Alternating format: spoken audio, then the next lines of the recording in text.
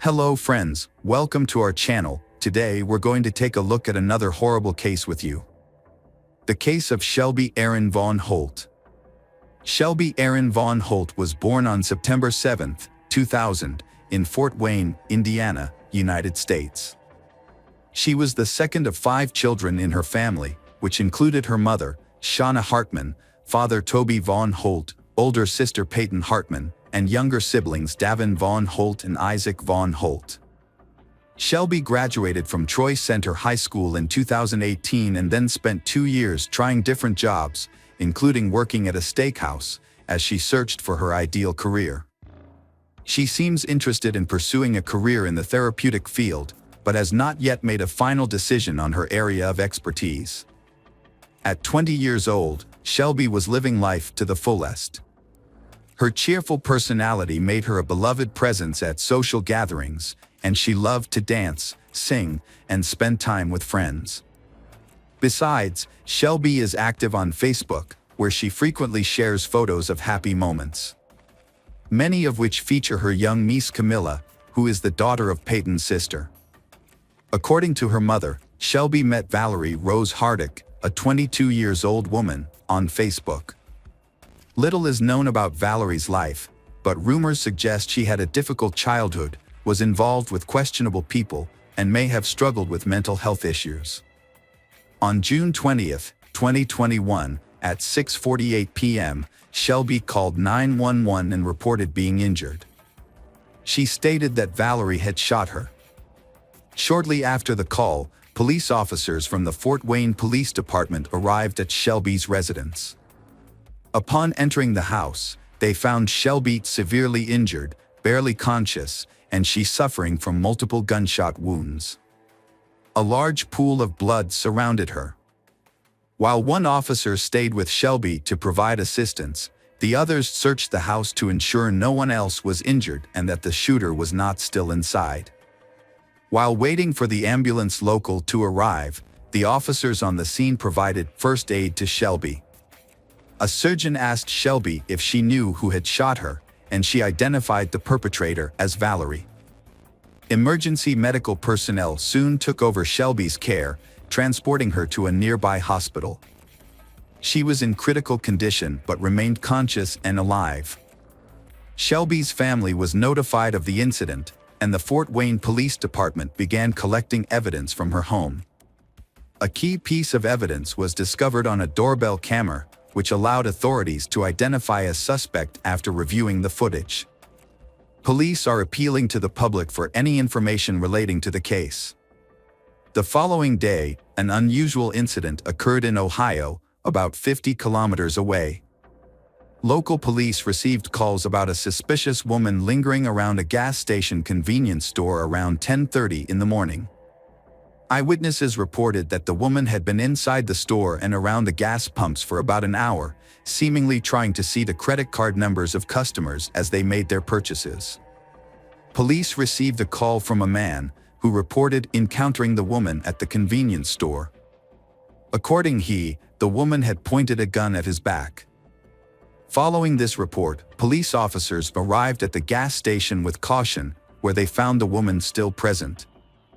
She was arrested without any violent incidents occurring. The woman, identified as 22-year-old Valerie Rose Hardick, was found to be in possession of a 9mm handgun that matched the one used in the assault on Shelby. Shelby's previous statement identifying her attacker as Valerie, coupled with this new evidence, further solidifies that Valerie was the perpetrator. Furthermore, Valerie's car matched the one captured by House Shelby's doorbell camera, which was seen leaving the scene moments before Shelby made her emergency call. Valerie was arrested and taken to the county correctional facility, where she awaited her court hearing, despite the ongoing investigation. At the same time, Shelby was fighting for her life after being shot with a 9mm gun. Shelby suffered severe injuries to her chest and abdomen. To help her recover, doctors put her in a medically induced coma and did everything they could to save her. Unfortunately, 3 days after the violent attack on June 22, 2021, Shelby's body could not recover from the injuries, and she passed away. According to Shelby's mother, her daughter died after undergoing 4 complex surgeries on her abdomen that were unsuccessful.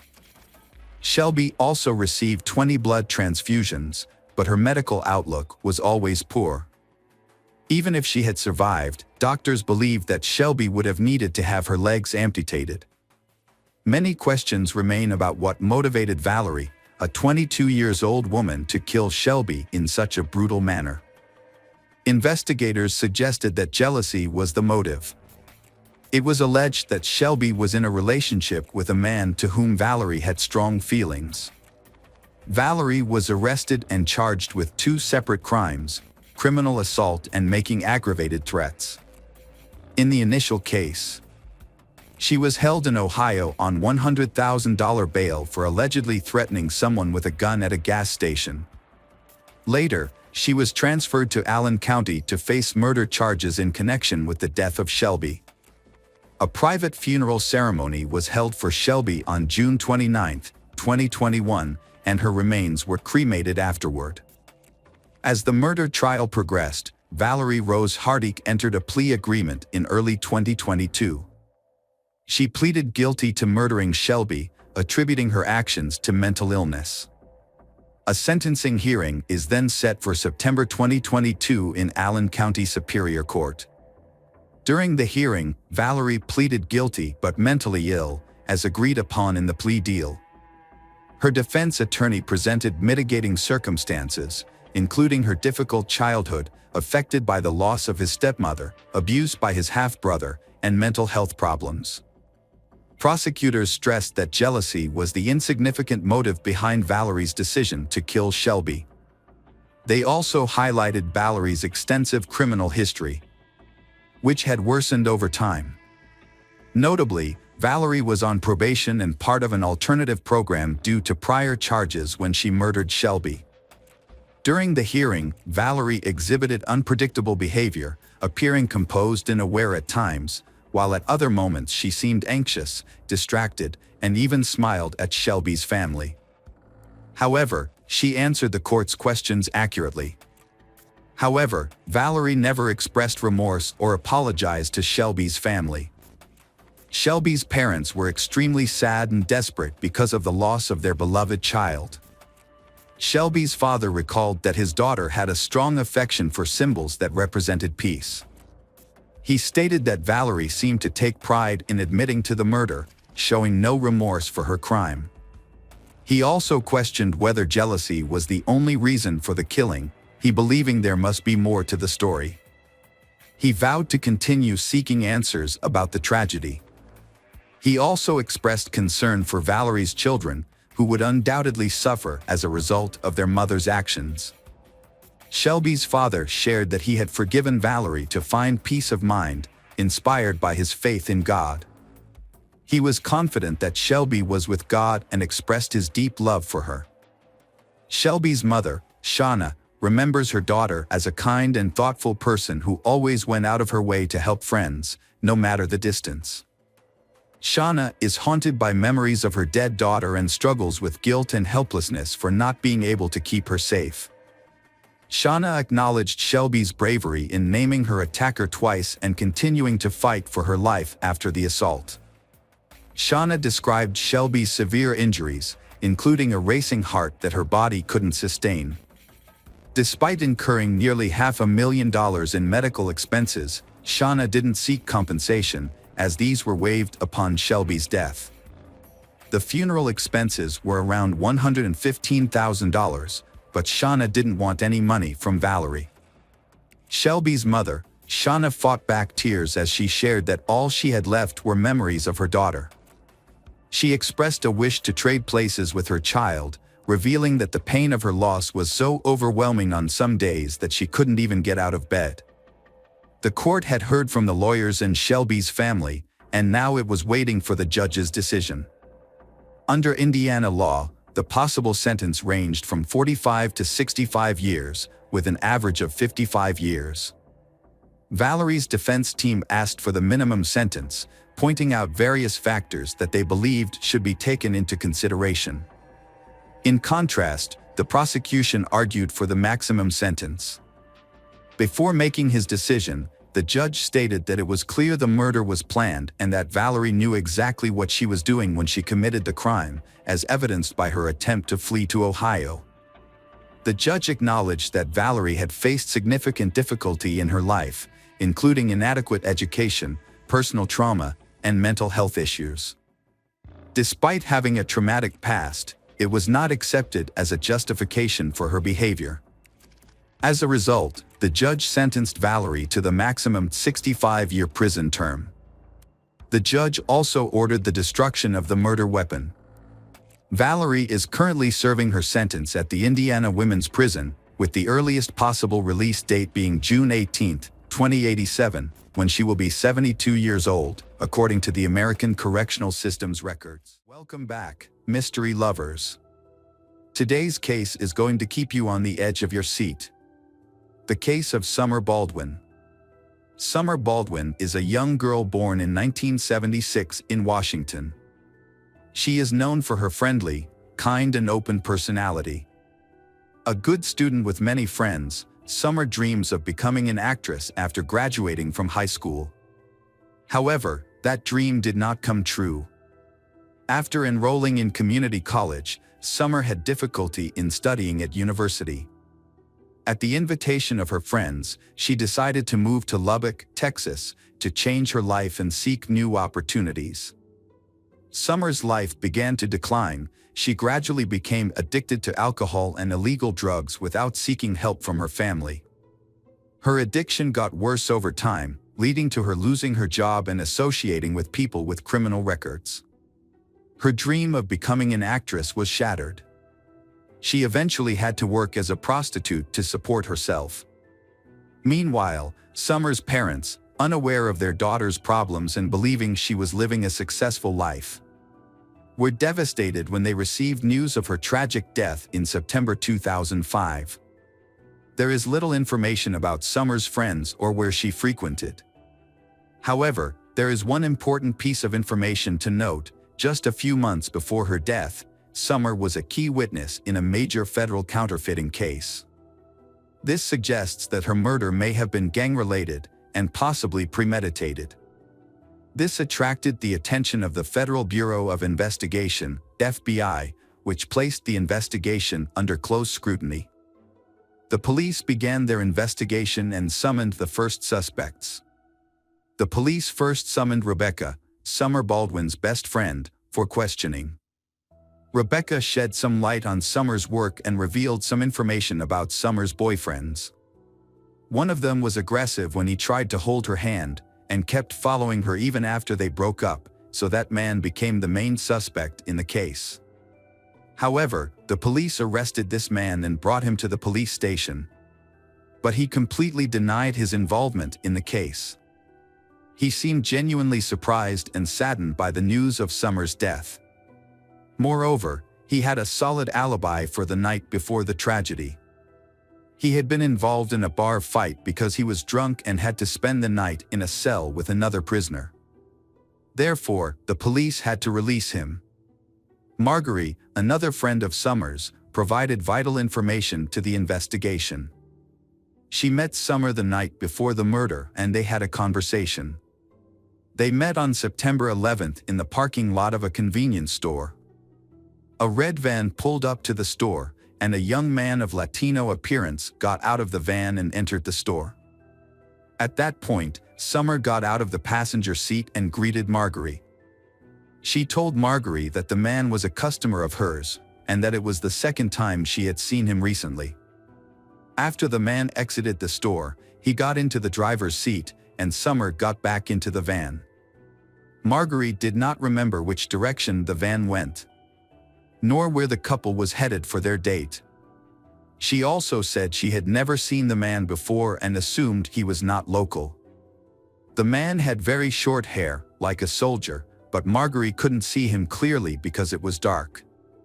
Police later discovered a suitcase that was covered in trash and feces, but the contents were intact and new. The label and plastic attachments were still intact, indicating that the person who purchased the suitcase had not removed it. Police investigated and discovered that the suitcase was a large model, and was only sold at 2 stores in the city. Police determined that a pair of identical suitcases had been sold the day before the murder at a Walmart store in the area of the city where Summer was last seen. The suitcases were purchased at 2 different times, the first in the afternoon and the second around 2 a.m. This discrepancy in purchase times struck police as odd and suspicious. Police went to the store and requested to review surveillance camera footage. After reviewing the documents, they discovered that the first suitcase had been purchased by an elderly couple. The couple did not arouse suspicion and explained that they had bought it for a vacation. However, the second suitcase was purchased by a young man who appeared to be Latino, had a slim build and very short hair, and looked like a military man. This led the police to suspect that this was the man the witness had mentioned when he saw him with Summer in the supermarket parking lot. This man also bought a pair of disposable gloves. The coincidence was so great that the police believed they had found the right person. This man was very careful to use cash to make payments instead of a card in order to eliminate any personal traces. However, he did not anticipate that there would be cameras that would detect him. These cameras accurately recorded his license plate number. The police quickly identified the owner of the car as Rosendo Rodriguez, a reservist in the United States Marine Corps. He had been in town for several days with his unit for training. Finding Rodriguez immediately proved difficult, as he had not been at the hotel where his unit was stationed. However, police had his details and discovered that he had withdrawn a large sum of money from an ATM at another hotel, which may have been used to pay for the suitcase and gloves. Rodriguez had not stayed at the hotel where he used the ATM. Instead, a man named Thomas Rodriguez had checked in on September 11th. It turned out to be the same man, but using a different name for reasons unknown. The hotel room Rodriguez had rented, from which he had checked out, had not been cleaned, yielding crucial evidence. There were brown stains and splatters on the carpet, bed, and walls that looked like dried blood. A card from a new suitcase was found near the bed, and a trash bin contained used birth control pills and disposable gloves. Forensic analysis confirmed that the dried blood in the room belonged to Summer, and the DNA on the birth control pills and gloves matched both Summer and Rodriguez. There was no doubt that they had found the killer, but Rodriguez had left town by then. However, with all the information they needed, tracking him down was easy. Rosendo Rodriguez III was born on March 26, 1980, in Wichita Falls, Texas, to a poor Mexican immigrant family. Reports indicate that he experienced violence and harsh treatment as a child. His father, described as domineering and aggressive, struggled with alcoholism and was often abusive to his wife and children. Throughout his childhood, Rodriguez showed an aggressive nature, often getting into fights at school. However, as he grew older, he learned to control his anger. After graduating from high school, he attended Texas Tech University and moved away from his parents, living on his own. He held a variety of jobs before deciding to serve in the U.S. Marine Corps, including working at a pizza parlor, as a mail carrier, and as an office worker. His military colleagues described Rodriguez as quiet, disciplined, and responsible. He was considered a trustworthy friend, always willing to help others, and had a solid academic background.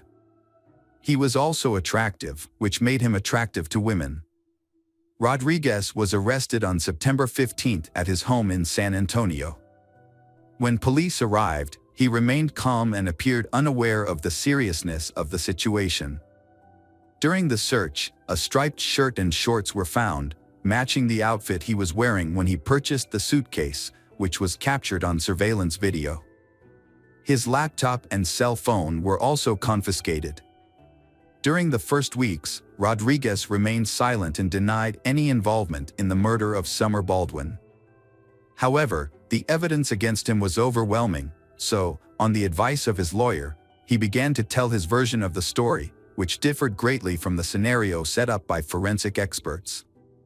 Initially, Rodriguez explained that he had accidentally checked into a different hotel than his teammates. He only knew the name of the hotel chain where they would be staying. And after checking in, he realized that the others were staying in a different location. He decided not to move because the military leadership said it was unnecessary. However, he did not explain why he checked into a room under a different name. On the morning of September 10th, Rodriguez rented a van to make it easier to move. That evening, while walking around the city, he said he ran into Summer Baldwin. According to his account, he saw a blonde woman sitting on a bench by the side of the road, covering her face with her hands as if she were crying. Curious and concerned, he stopped to check if she was okay and needed help. They began chatting, she calmed down, and then they went to his hotel room, where they talked and had a few drinks. In his testimony, they were not intimate. The next morning, Rodriguez drove her home, but they agreed to meet in the evening. He picked her up at the same location around 9 p.m. and went to a supermarket where Summer met her friend Marjorie. They then returned to the hotel, where Rodriguez said there was consensual intimacy between them. However, Rodriguez later said that Summer became aggressive and demanded money, which surprised him because he did not realize he was seeing a prostitute. And Summer's demand for money made him feel threatened. He disarmed her and punched her in the face, causing her nose to bleed. Rodriguez claimed that he had no intention of harming Summer and that his actions were in self-defense. However, just a few minutes later, Summer collapsed on the bed, convulsing and foaming at the mouth. Rodriguez said that he tried to help her, but was unable to perform CPR due to the blood and foam on her face. After a minute, Summer stopped breathing and Rodriguez realized that she was dead. He became panicked and took several actions to cover up the incident. Rodriguez went to a nearby store, bought a suitcase and gloves, then returned to the hotel, put Summer's body in the suitcase and threw it in the trash. He knew that the suitcase would be taken to the landfill the next morning. Rodriguez then checked out of the hotel, returned the rental car and drove home to San Antonio, trying to pretend that nothing had happened.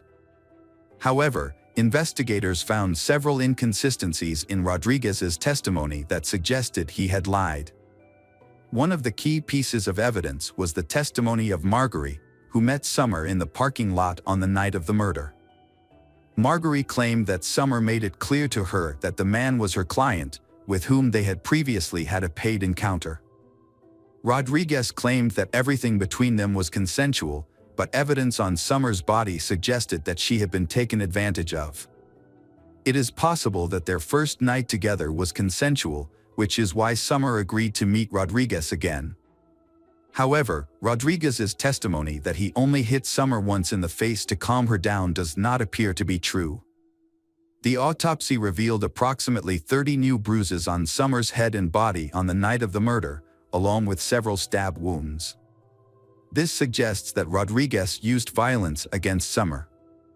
Additionally, the fact that Summer was still alive when Rodriguez stuffed her into the suitcase contradicts his testimony that she was dead. Another notable point is that during the investigation at Rodriguez's home, police seized his laptop.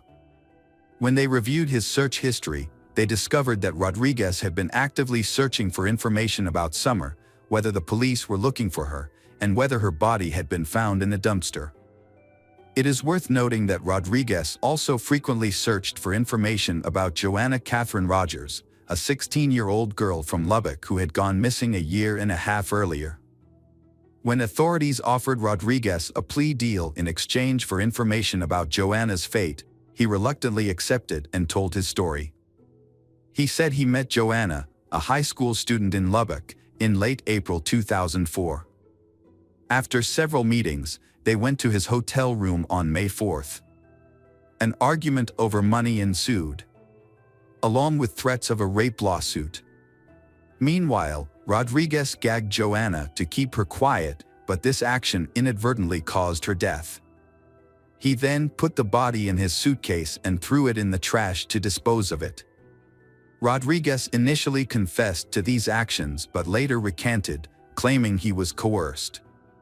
To strengthen the case, the police conducted a large search of the city's landfill in search of Joanna's body. More than a year later, they found a suitcase containing Joanna's body. Although the body was badly decomposed, DNA testing confirmed the identity of the body.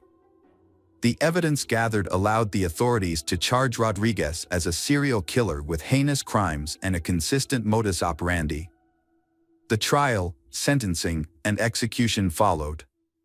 Despite the overwhelming evidence of guilt and the severity of the case, Rodriguez continued to hope to avoid the death penalty until the very end. However, the court made a different decision due to newly discovered information. The victim, Summer Baldwin, was 3 months pregnant at the time of her death. This aggravating factor led to the court finding Rodriguez guilty of first-degree murder and sentencing him to death by lethal injection. Rodriguez and his attorney appealed several times, but were all rejected. On March 27, 2018, nearly 10 years after his conviction, Rosendo Rodriguez was executed at the Huntsville prison in Texas. It was the 4th execution in Texas and the 7th in the United States in 2018. Hi there, investigators. It's time to uncover the truth behind another case, the case of Doreen Erbert. Doreen Berbert was born on November 29, 1952, in California. She grew up in a very large family of 5 children. Her kindness and desire to help others defined her as a person. After college, she moved to San Francisco, where she worked as a physiotherapist. Doreen also nurtured a dream of creating her own large family. This aspiration became a reality when she met Michael Dennis, who worked near her clinic. They began dating, got married, and in 1976, their son Paul was born. Initially, Michael and Doreen were happy, but the birth of their child marked the beginning of their marital troubles. A year later, they decided to go their separate ways, with their son staying with Doreen and Michael receiving regular visitation rights. Doreen and her family were still able to maintain a fairly stable life despite the many hardships they faced. She met Charles, and they started dating, eventually getting married and settling in a quiet neighborhood in San Jose. They was thrilled when their daughter Diana was born in 1979. Charles was eager to be a father and was delighted to welcome Diana, raising her alongside Doreen's son from a previous relationship. Tragedy struck in February 1980 when disaster befell their young family. 4-year-old Paul slipped through the fence surrounding their backyard pool and fell into the water. Doreen, who was at home at the time, discovered what had happened too late. She immediately pulled Paul from the water and called for emergency services. Paul was rushed to the hospital and connected to life support, but after 10 agonizing days, the medical team concluded that he had no chance of recovery. The heartbreaking decision was made to disconnect Paul from life support. Doreen was heartbroken and consumed by guilt, despite the police investigation clearing her of any blame. However, with the help of her young daughter, she slowly began to heal. For years after the traumatic event, the family finally received some good news. After 2 previous miscarriages, Doreen became pregnant again, and this time, everything seemed to be going smoothly. They was expecting a baby boy, due to arrive in early November. Just days before Doreen's scheduled hospital visit, the family decided to participate in Halloween festivities. On the evening of October 31st, the neighborhood was filled with decorated homes, children trick-or-treating, and parents handing out candy. Diana, now 4 years old, was excited to join in and her parents agreed. Although Doreen was 9 months pregnant, she accompanied her daughter on the trick-or-treating adventure, while Charles stayed home to hand out candy to other children. Charles and his wife, Doreen, had returned home from taking their daughter trick-or-treating. Just before 9 p.m., noticing they were running low on candy, Charles decided to make a quick trip to the nearby store to restock. At around 8:50 p.m., he left the house, leaving his wife and daughter behind. 15 minutes later, He returned home to find the front door slightly ajar, which seemed suspicious. As he entered the house, he was met with a horrific scene. His wife, Doreen, lay on the floor in the corridor, surrounded by a large amount of blood and showed no signs of life. Charles immediately called 911. In the living room, he then found the body of their unborn child. Charles was in shock, struggling to comprehend what he was seeing. At first he wondered if Doreen had had a miscarriage, but he quickly realized that something much more serious had happened. Next to their unborn child lay Doreen's best severed hand, making it clear to Charles that his family had been attacked. Fearing for his daughter's safety, he frantically searched for her. There was so much blood on the floor that he slipped and fell while running through the house. Eventually, he found his daughter hiding behind the sofa in the living room. She is still alive and unhurt. When paramedics arrived, they found Doreen's weak pulse and rushed her to the hospital.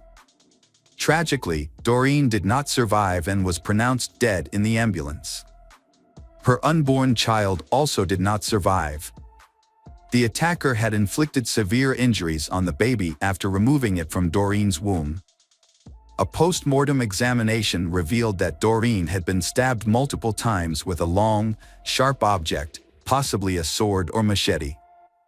The crime scene was particularly disturbing, with blood covering the floors, walls, and ceiling.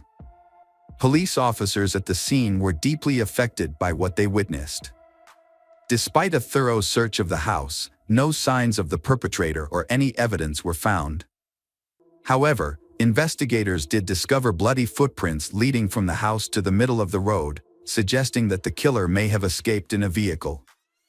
Soon, investigators found another crucial piece of evidence on the lawn in front of the house, a wolf mask covered in blood. They believed it might belong to the killer, as Charles reported they didn't own such a mask. The evidence was sent to the laboratory for analysis. And police attempted to question Diana, who was the only witness in this incident. Although shaken and in complete shock, Diana provided valuable details about what happened. She explained that shortly after her father left for the store, someone knocked on their door. When Doreen answered, she saw a man wearing a wolf mask and holding a long blade. He threatened to kill her, and Doreen immediately screamed at Diana to run out of the house. Diana hid behind the sofa but couldn't recall what happened next until her father found her. Initially, the police found it suspicious that the victim's husband, Charles, had left for the store just minutes before the killer arrived. This coincidence led investigators to consider him as a potential suspect. When Charles returned home, he unknowingly stepped on blood multiple times, even falling and getting covered in it. Despite this, Diana was unable to help identify the attacker due to the wolf mask. Police initially considered the possibility that Charles might have intentionally gotten blood on his clothes to create an alibi. However, detectives quickly discovered several inconsistencies in this theory. Firstly, Charles's shoes did not match the bloody footprints found on the street. Secondly, the killer likely escaped in a car parked in front of the house, but no blood was found in Charles's vehicle, nor was a different pair of shoes discovered. To investigate further, police went to the store that Charles had visited that evening and spoke to the staff there. They confirmed that Charles had indeed purchased candy from him. This established an alibi for Charles, as he didn't have enough time to commit the murder. Surveillance footage from the store supported Charles's account, leading detectives to temporarily rule him out as the prime suspect. They then asked Charles if he knew of anyone who might want to harm his family. Charles immediately pointed out Michael, Doreen's ex-husband. According to Charles, Michael's behavior changed dramatically after the death of their son, who had drowned in the pool. Michael blamed Doreen for the boy's death, believing she had deliberately killed Paul to cut ties with him. Michael filed a lawsuit against his ex-wife Doreen, holding her responsible for the death of Paul, but lost the case.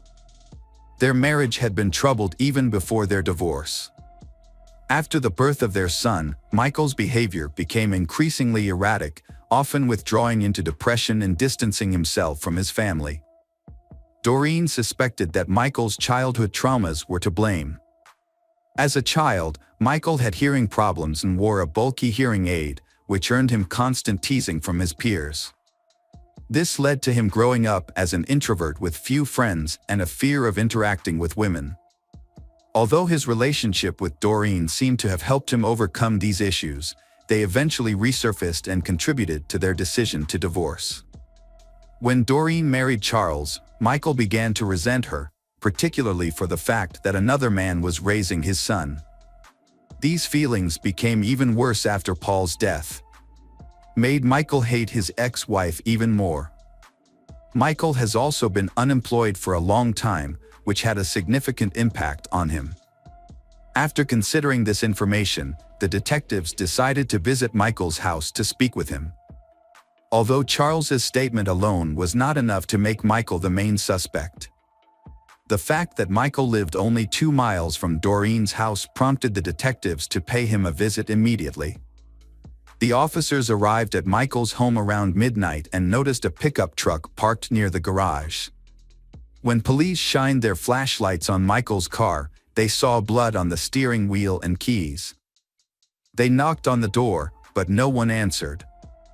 Lights were still on inside the house and they could hear running water, leading them to suspect that Michael might be destroying evidence or washing bloody clothes. They continued knocking until Michael opened the door. Michael remained calm, even after being informed Doreen's murder. Michael answered the officers' questions calmly and allowed them to enter his house without a warrant. He claimed that he had gone to the store earlier that day, returned home, and hadn't left since. He even agreed to sign a form allowing the police to search his home. However, as he reached for the pen to sign, officers noticed a deep cut on his right hand. Michael explained that he had accidentally cut himself while carving a pumpkin for Halloween, but the police were skeptical of his story. The wound was fresh, with blood still seeping out. As officers searched the house, Michael accompanied one of them upstairs to retrieve his ID. However, when Michael reached for the bed headboard, the officer intervened, sensing suspicious behavior. Why would Michael store his documents behind the bed? Curiosity led the police to conduct a deeper investigation. Upon approaching the bed, they spotted a holster attached to the headboard, containing a loaded gun. The officer confiscated the weapon and escorted Michael downstairs to the other officers.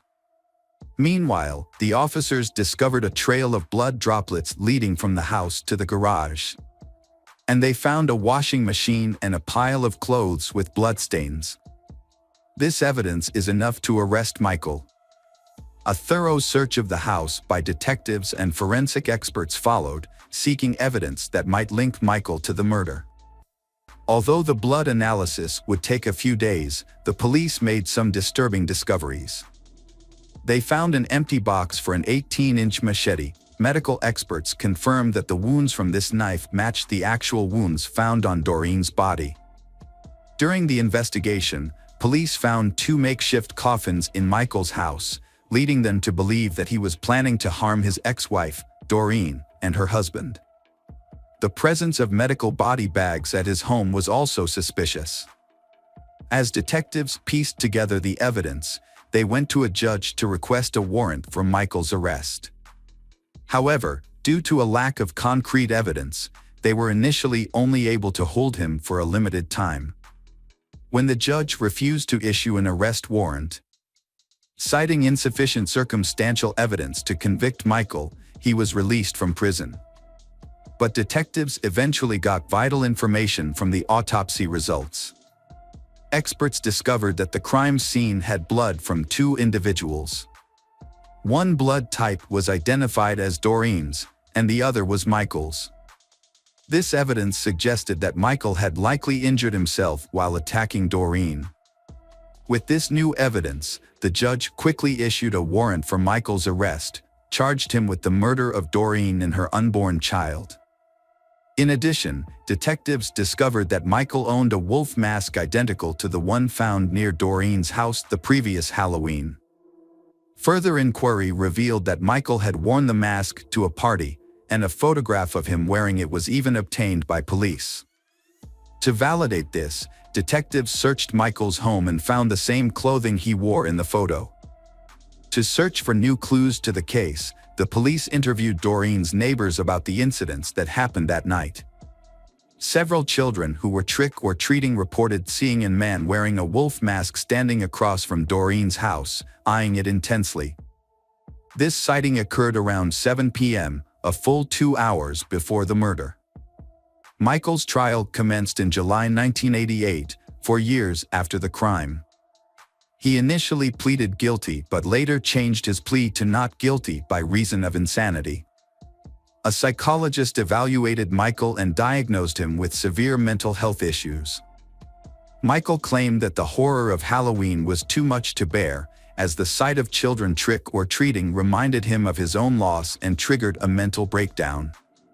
He alleged that this breakdown led him to visit Doreen's house armed with a machete on the evening of the murder. When Doreen opened the door, Michael revealed his true identity as the man behind the mask and made a shocking statement: she killed their son. Recognizing the man as Michael, Doreen quickly screamed for her daughter to run and Michael immediately attacked her. Michael claimed he was unaware that Doreen was pregnant at the time of the attack, but this assertion was met with skepticism.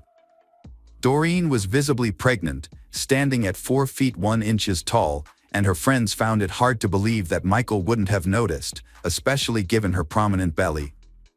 In fact, her friends joked that her pregnancy had made her almost as wide as she was tall. The prosecution argued that Michael was fully aware of his actions and had planned the crime in advance, a claim supported by evidence from the investigation. Detectives discovered that Michael had previously shared his desire to kill his ex-wife and her husband with friends, and had even discussed disposing of their bodies in the bay. The presence of 2 coffins and body bags in his home suggested that he was serious about carrying out this plan, and the prosecution argued that he had adjusted his intentions for some reason to target Doreen instead. Michael may have panicked or feared being caught, prompting him to leave the house quickly. During the trial, Doreen's 9-year-old daughter, Diana, testified about what she witnessed. Charles had wanted to spare his daughter the traumatic experience, but she was the only witness to the crime. The trial lasted a year, ultimately resulting in Michael's conviction for the murders of Doreen and her unborn child. Michael was sentenced to death, but a moratorium on the death penalty in California delayed his execution. As a result, Michael remains in prison, and his sentence will be carried out. Years later, Diana revealed that the murder had such a profound effect on her, and she could never forget the horror she witnessed. Ultimately, Diana decides to forgive Michael and try to move past the past to focus on the future. Hi there, investigators. It's time to uncover the truth behind another case. The case of Callie Ann Poulton. Callie Ann Poulton was born on September 20, 1989, in Rochester, New York. As an only child, she received all the love and attention from her parents. However, when Callie turned 3, her parents decided to divorce, and she stayed with her mother, Judy. Despite the divorce, Callie's father maintained a good relationship with Judy and regularly visited his daughter. After the divorce, Judy moved to a quiet suburban apartment complex in Rochester. Although Callie's father helped with childcare, Judy faced financial difficulties. To make ends meet, she took on a part-time job delivering magazines to her neighbors. Her goal was to save enough money to take Callie on a trip to Disney World the following summer. On the evening of May 23, 1994, Judy was preparing for her delivery shift. She was at home, inserting leaflets into the magazines, when Callie asked to go for a walk. It was an evening, and Callie wanted to ride her tricycle. Judy checked outside and saw other children playing in the yard, so she allowed Callie to go out for a short time, instructing her to stay within the yard. Callie ran outside with her tricycle, and Judy planned to finish preparing the magazines and then take Callie to McDonald's after completing her delivery route. Judy stepped outside with the magazines, intending to call out to her daughter Callie, but Callie was nowhere to be seen. Judy looked around the yard, called out her daughter's name, but there was no response. She searched the yard and then the surrounding complex grounds, but Callie was gone. Usually, when Callie rode her tricycle, the creaking of its wheels was noticeable, but now there was silence. As Judy's panic grew, she began to cry out for her daughter, drawing the attention of the neighbors. They joined her in searching for Callie, but no one had seen Callie. The complex was heavily wooded, and a fence separated the houses from the nearby highway, making it unlikely that Callie could have wandered off on her own. Judy knew that Callie was only allowed to ride her tricycle in their yard, and Callie had always obeyed her mother before. It was also unlikely that Callie could have gone far on her small bike without being seen. With each passing minute, Judy's fears grew, and she decided to call the police. The officers arrived quickly and began a thorough search of the complex. As the search continued, officers went door to door, asking if anyone had seen Callie.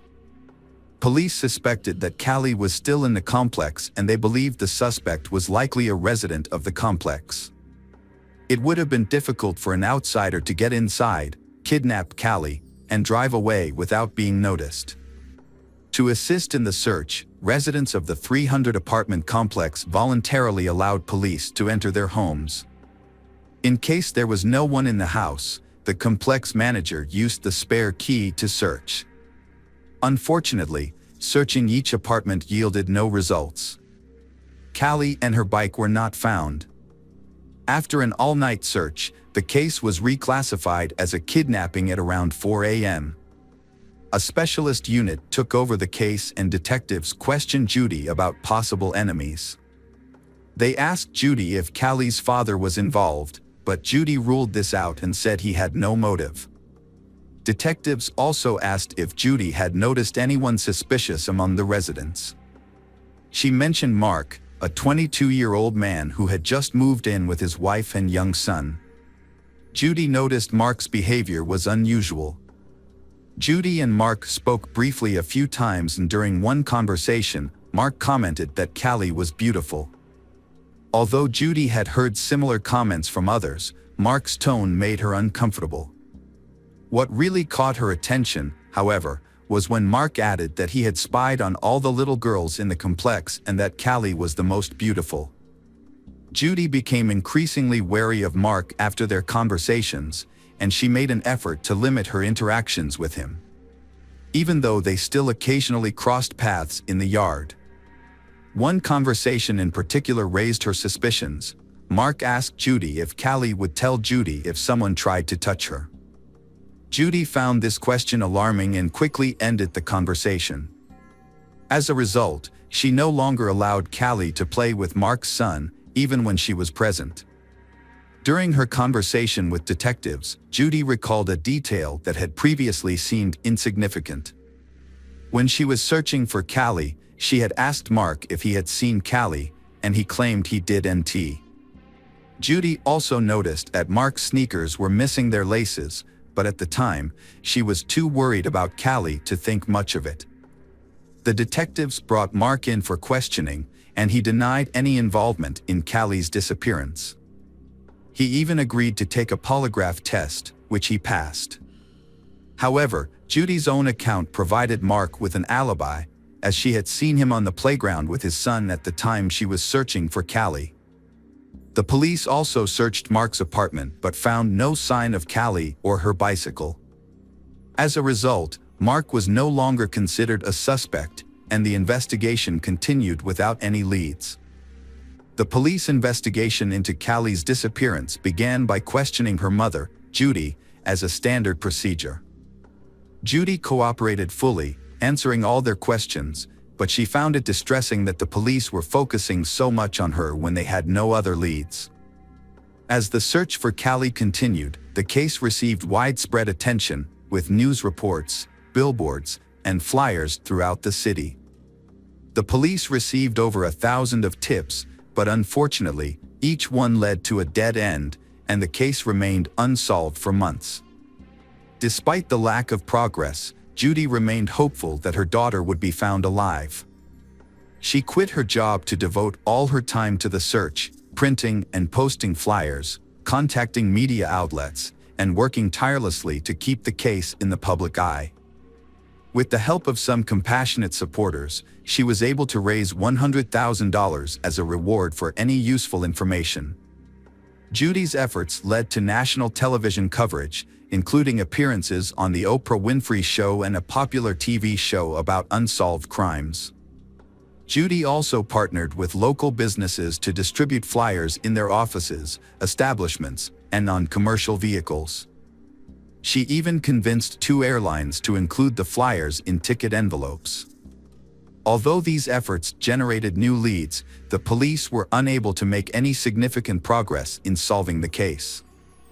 The turning point in the case occurred when a woman called the police on August 9, 1996 to report a serious argument with her husband. She was tired of his strange behavior and wanted a divorce. In an attempt to persuade her to stay, the husband confessed to a shocking crime: he had killed Callie.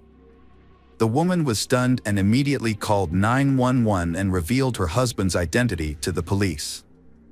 The husband's name is none other than Mark Christie, Judy's neighbor. However, the detectives faced a significant obstacle. Under state law, any information shared between spouses was protected and inadmissible in court. This meant that even if Mark's confession was true, the police couldn't use it as evidence to arrest or question him. Furthermore, Mark had been in his yard with his child shortly after Callie's disappearance, and his apartment had been searched early in the investigation, making it unlikely that he had the opportunity to kidnap and kill her. The detective in charge of the case, Detective Crow, decided to talk to Mark after hearing his wife's story. Mark and his family had moved out of the complex just weeks after Callie went missing due to serious allegations. Mark had been accused by the 2 girls' parents of standing naked in front of his house, which made the detective suspicious. Although no investigation had been launched, the incident appeared to be suspicious. Crow traveled to Mark's new home, 50 miles from Rochester, but encountered resistance. Mark's mother opened the door and said her son would not talk to the police without an attorney present. Mark learned about his wife calling the police and contacted a lawyer. This meant that the police could not use Mark's confession to his wife as evidence, and his lawyer could prevent any questioning. Despite this, Crow persisted. While talking to Mark's mother, Mark appeared and Crow persuaded him to answer some questions about Callie's case.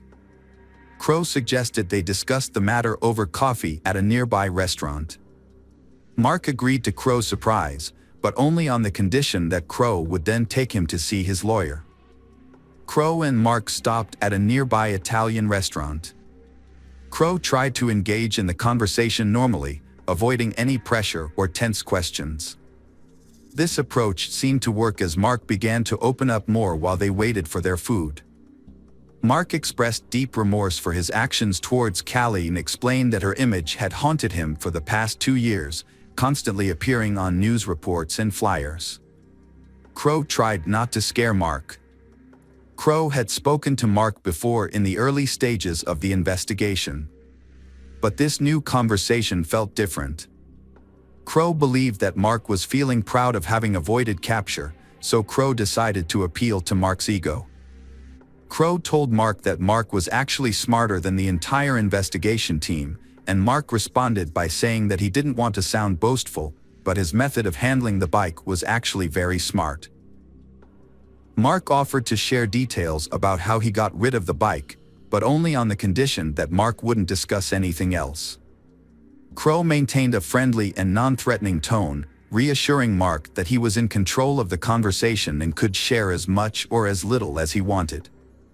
Mark said that Callie's tricycle had been in his apartment 3 days after she went missing. Mark knew that the police would probably search every apartment without a warrant when a child was in danger, but Mark found a loophole in the law. Although police could search for a missing child, they were not allowed to search for physical evidence. This meant they could only test spaces that were large enough for a child to fit. To hide the bike, Mark decided to disassemble it and hide the bike's parts in small and hard-to-reach areas of his apartment. He wrapped some parts in clothes and put them in the closet, and put other parts in small bags and took them out to the car. He then dumped the pieces in various locations far from home. Meanwhile, the police were stationed at the exit of the complex, checking each car, but since they were only looking for Callie, the small bags containing the bike parts did not arouse any suspicions. Detective Crow saw an opportunity to get a full confession from Mark. Crow took a sympathetic approach, suggesting that Callie's death may have been an accident and not Mark's fault. Mark asked about the sentence he could face, and Crow estimated it could be about 25 years. Mark felt this was unfair, as it meant he had to spend half his life in prison and away from his family. He also mentioned that he had lived with guilt for 2 years, implying that this should be taken into account when sentencing. Despite Mark's questionable logic, Crow continued to encourage Mark to confess, suggesting it would bring him relief. Mark agreed to tell the truth, but only after consulting with a lawyer. Crow knew that Mark's lawyer would advise Mark against confessing to a crime without solid evidence. So, Crow decided to be straightforward with Mark, explaining that if he didn't tell the truth, Callie's parents would never know what happened to their daughter. Mark responded by saying that Callie hadn't suffered. Crow senses that Mark was confessing and encourages him to do the right thing. Mark looked at Crow and finally admitted to his actions. He repeated that Callie hadn't suffered and Mark confessed to strangling her with his bare hands. He then added that he hadn't done anything else to her. Mark recounted the events of that evening, explaining that Callie had come to his apartment and asked to play with his 1.5-year-old son. Mark let her in and took her bike to the kitchen. Aware that Callie's mother wouldn't approve of her visiting, Mark let Callie go upstairs to play with the child without drawing Judy's attention to the situation. However, when Mark heard Judy calling out for her daughter in the yard about 10 minutes later, he panicked. He knew that Judy would be furious if she discovered that he had let Callie into his house without permission. In a moment of desperation, Mark went upstairs to the children's room and strangled Callie with his bare hands. Detective Crow was skeptical about certain aspects of Mark's story from the start. It seemed more plausible that Mark had lured Callie into his apartment under false pretenses, taking advantage of his wife's absence at work. Once inside, Mark might have attempted to molest Callie, but when he heard Judy calling out for her daughter, he may have panicked and killed Callie to avoid being exposed. Crow recalled that Judy had seen Mark wearing sneakers without laces, which suggested that he had used them to strangle Callie. This detail implied premeditation, contradicting Mark's claim that the crime was spontaneous. To avoid raising Mark's suspicions, Crow decided to continue listening to his story. Mark claimed that after the murder, he left Callie's body in the kitchen and took his son outside to establish an alibi. He deliberately allowed Judy to see him in the playground, hoping to deflect any suspicion. Once Judy began searching the complex, Mark returned home and hid Callie's body in a laundry basket, covering it with clothes. A short time later, he placed the basket in the trunk of his car. Mark confessed that the chaos of the search, with many people looking for Judy's daughter, allowed him to carry out these actions unnoticed. Mark took his son and drove to the building where he worked as a security guard. He parked near the back, left the basket with Callie's body by the door, and then entered the building through the main entrance, telling his co-workers he had forgotten something at work. His toll didn't raise any suspicions. So he made his way to the back door, which he opened from the inside, and retrieved the basket. Mark then climbed onto a large tank containing liquid coolant, opened the top, and dropped Callie's body into it after tying a heavy metal object to her. He got rid of Callie's clothes but left her earrings on. After disposing of the body, Mark returned home and joined the neighbors in searching for Callie. By doing so, he had already removed the body from the complex before the police became involved, and no one suspected anything. At the end of his confession, Mark expressed regret for killing Callie, stating it was a mistake. Crow paid for their food, and Mark left a $2 tip before willingly going with Crow to the police station, where he was arrested for murder. When Mark's lawyer found out about the confession, he attempted to retract it, but the attempt was unsuccessful. This was because Mark had provided the information willingly, and Detective Crow had followed proper procedures. As a result, the police went to Mark's workplace, opened the tank, and made a gruesome discovery. Even after 2 years, the victim's body was still inside. Due to the advanced state of decomposition, experts were unable to determine the cause of death or gather any further information. They confirmed the identity of the remains, which was none other than Callie. Mark admitted his guilt to the judge and received a minimum 25-year prison sentence, just as Detective Crow had predicted. Although Mark's lawyer managed to have the kidnapping charges dropped, he was still convicted of murder. However, Mark's case took a surprising turn in 2010.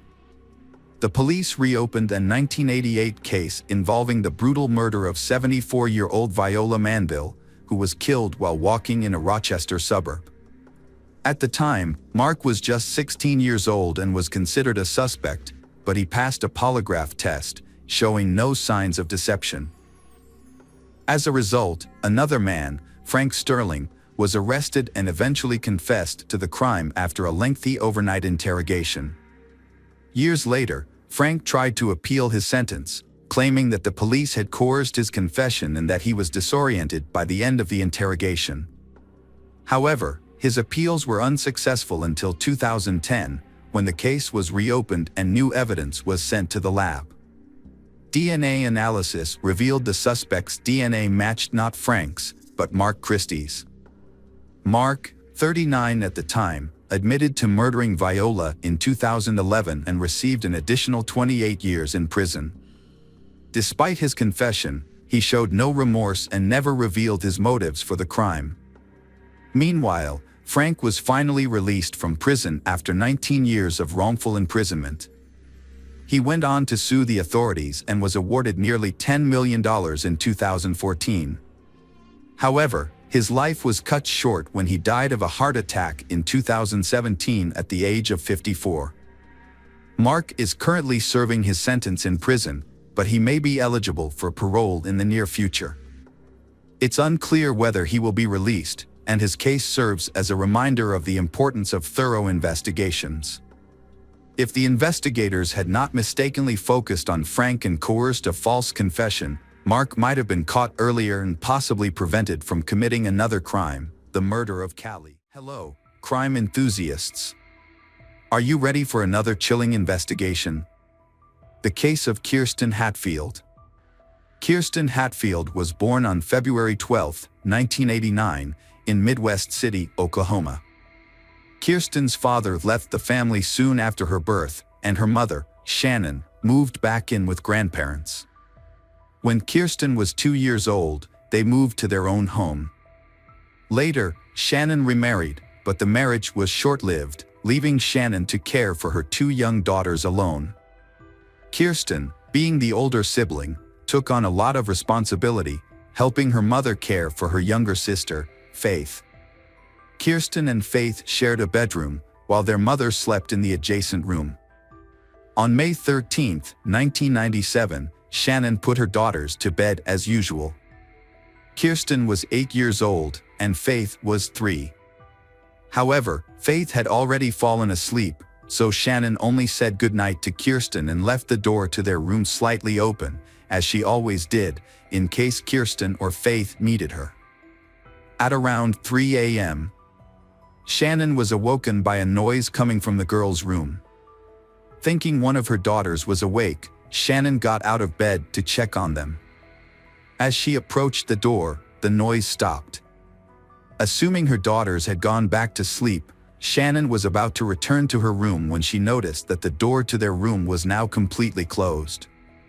This was unusual, as she was certain she had left it slightly open. She wondered if one of them had closed the door or if she had simply forgotten to leave it open. Shannon opened the door slightly to check, but she didn't enter the room before returning to bed. Shannon went to wake up her daughters at 6:30 a.m. the next morning, but only found Faith in their bedroom. Shannon asked Faith where Kirsten was, and when Faith said she didn't know, Shannon began a thorough search of the house. However, Kirsten was nowhere to be found. Shannon then checked outside the house and contacted the parents of Kirsten's friends to see if she had come to their house. But no one had seen her. Shannon's search efforts led her to call her father, who lived nearby, to see if Kirsten had gone to his house or not. Unfortunately, he hadn't seen her either. At this point, Shannon realized Kirsten was missing, and her father advised her to call the police. When the police arrived, they initially thought Kirsten might be hiding in the house or had simply wandered off for a walk, given the town's low crime rate. However, upon inspecting Kirsten's room, they found the window slightly open with a few drops of blood on the frame. This raised their suspicions that something more serious had occurred. Further investigation led them to discover a piece of children's underwear stained with blood on the ground outside the window. After confirming with Shannon that the underwear belonged to Kirsten, the police realized they were likely dealing with a kidnapping. More officers were called to the scene to assist with the investigation, which marked the beginning of a more extensive search for Kirsten. The police investigation into Kirsten's disappearance began with a search of the area around the house. During this search, the police spoke with Kirsten's mother, who reported hearing a noise at 3 a.m. and now realized that it may have been the sound of her daughter being taken. Despite the search, nothing suspicious was found, and the police began canvassing the neighborhood, speaking with all the residents. Unfortunately, none of the neighbors reported seeing or hearing anything unusual on the night of the abduction. However, one neighbor did mention being woken up by a barking dog around 3 a.m., which coincided with the time of the abduction. With no solid leads, investigators turned to a child psychologist to interview Faith, who was only 3 years old. Despite her young age, Faith was able to share what she had witnessed, but her statement was limited to a single phrase: "A bad person came and took my sister." This confirmed that Kirsten had not left the house voluntarily, but unfortunately, it did not provide any further information about the perpetrator or Kirsten's whereabouts. Detectives had to restart the investigation practically from scratch. Their initial suspicion leaned towards someone who knew Kirsten well, as it seemed unlikely that a stranger could abduct her from her own room without a sound. Working on this theory, police discovered that Kirsten's mother, Shannon, had a history of drug-related problems. The detectives considered the possibility that the abduction might be related to this. Perhaps the mother owed money to some people in the criminal underworld, and they decided to take her daughter as payment. The police did not rule out the mother willingly handing over her daughter. This would explain why the abduction happened almost silently. The investigation into Kirsten's disappearance continued, with detectives initially speaking to Shannon, her mother. Shannon denied any involvement, claiming to have been clean from substance abuse for some time and insisting she would never harm her daughter. Although detectives were not convinced of Shannon's innocence, they could not find any evidence to prove her involvement. The police then turned to the public for help, using the media to ask for any information that might be relevant to the case. In response, they received hundreds of calls, but most of the calls were fruitless. However, one clue provided a promising lead. A woman reported her boyfriend's suspicious behavior, including aggressive outbursts and a disturbing threat he made during an argument. The police investigated the man and discovered that he knew Shannon's brother, which meant Kirsten might have known him too. Additionally, the man had a history of drug use and assault, and he had previously been familiar with the Hatfield family home. Despite this, the investigation ultimately found that the man had a solid alibi for the time Kirsten went missing. Multiple witnesses confirmed that he was at a bar until around 4 a.m. on the night of the disappearance, making it impossible for him to have abducted Kirsten. Detectives pursued multiple leads, but each one led to a dead end. As time passed, the hope of finding Kirsten alive began to fade. Kirsten's mother, Shannon, refused to give up. She took matters into her own hands, determined to find her daughter. She gave interviews to local media outlets, distributed flyers, and even investigated potential suspects on her own. However, Shannon faced numerous obstacles. Many local businesses refused to display Kirsten's flyers, citing company policies. She also attempted to meet with the state governor, but was unsuccessful. Shannon established a volunteer center to help find Kirsten. The center focused on distributing flyers and engaging with the media.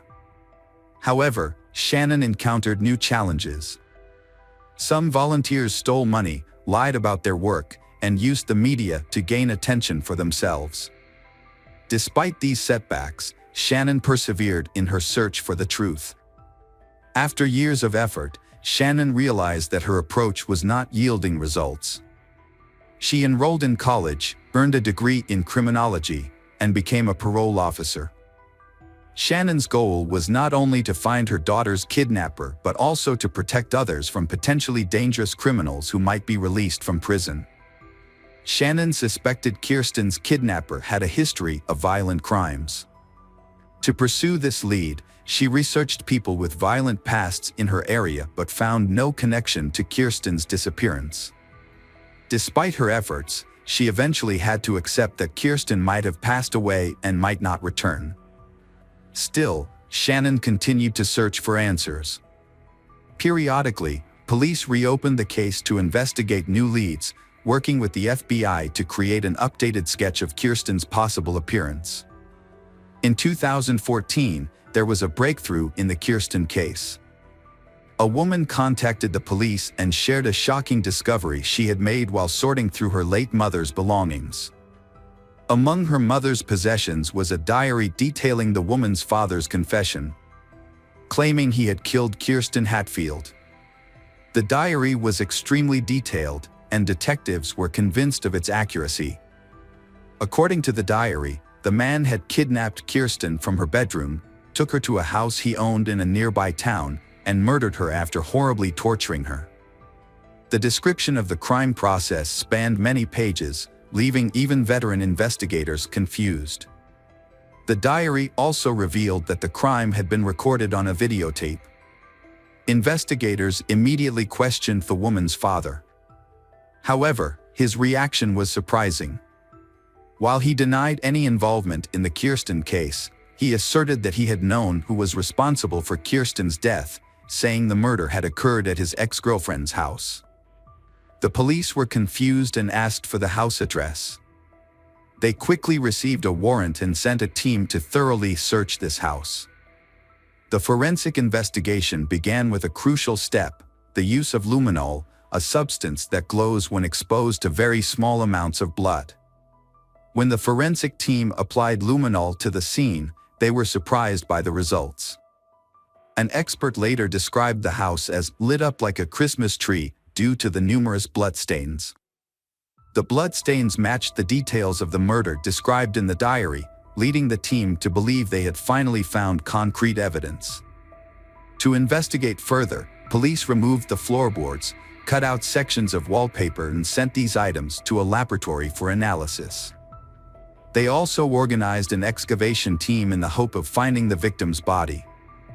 In addition, the police also discovered a box containing hundreds of videotapes in the house, so they had to review the diary. They suspected that one of the tapes might have contained footage of the victim being abused.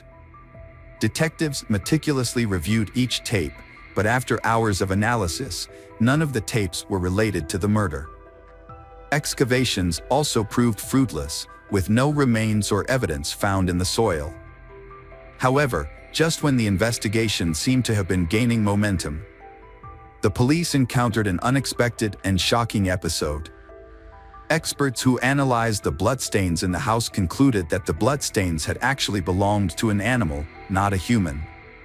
This revelation left the police stunned and wondering what had just happened. Had someone deliberately deceived them with a cruel joke? Or was the person writing the diary struggling with mental health issues and convinced by a false narrative that had developed in their mind? The truth was still unknown. Detectives had run out of leads in Kirsten's case, and the case was once again stalled. In an effort to revive the investigation, the case was reassigned to a new detective named Daryl Miller in the summer of 2015. Miller decided to start from scratch and review all existing documents and records. During his scrutiny, Miller discovered something surprising. His predecessors had overlooked some key evidence, including blood found on Kirsten's windowsill and on her underwear. The evidence had been stored in a warehouse, but shockingly had never been sent to a laboratory for analysis. Miller suspected that the reason for this might have been because police initially thought the blood belonged to Kirsten, which would not have yielded any useful results. However, Miller decided to send them to the laboratory for analysis. The results were surprising. The blood sample did not belong to Kirsten, but to an unidentified man. This was a significant breakthrough after many years of investigation. Miller decided to collect DNA samples from all the men who had participated in the investigation since the kidnapping. Police tracked down each person on the list and sent their DNA to a lab for analysis. Everyone was cooperative and provided their DNA samples quickly. Miller patiently waited for the results, and finally he received a call from the lab. Experts had analyzed one of the samples and found a perfect match with bloodstains found on the window and the victim's underwear. The DNA belonged to Anthony Palma, 56. The Hatfield family's neighbor who lived across the street. Anthony had been one of the first people the police spoke to on the day of the abduction. At the time, he claimed to have woken up around 3 a.m. due to his dog barking. Now that his DNA had been linked to the crime scene, detectives decided to bring him in for further questioning. Although the DNA evidence was sufficient for a conviction, the investigators hoped to obtain a confession from Anthony. A confession would expedite the trial and potentially lead them to Kirsten's body, which was still missing. To get Anthony to talk, the detectives invited him for questioning, telling him it was a routine process. They claimed they were re-interviewing everyone, including neighbors, to gather new information. In reality, their goal was to get Anthony to admit whether he had ever been inside the Hatfield family home. Detectives asked Anthony to recall any additional details about the night in question.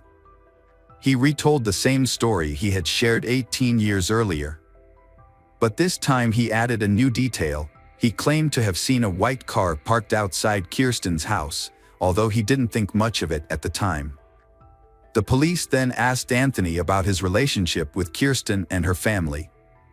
He stated that he knew them as neighbors, but he had never interacted with Kirsten personally. He maintained that he got along well with the other neighborhood children, who would often ask him for help fixing their bikes or visit him for candy.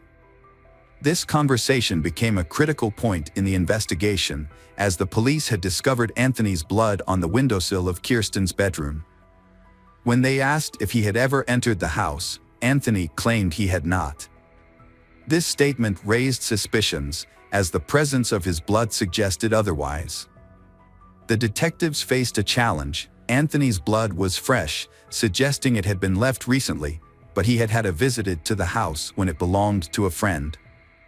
The investigators decided to move forward with the interrogation. Informing Anthony that his blood had been found in Kirsten's room and on her underwear.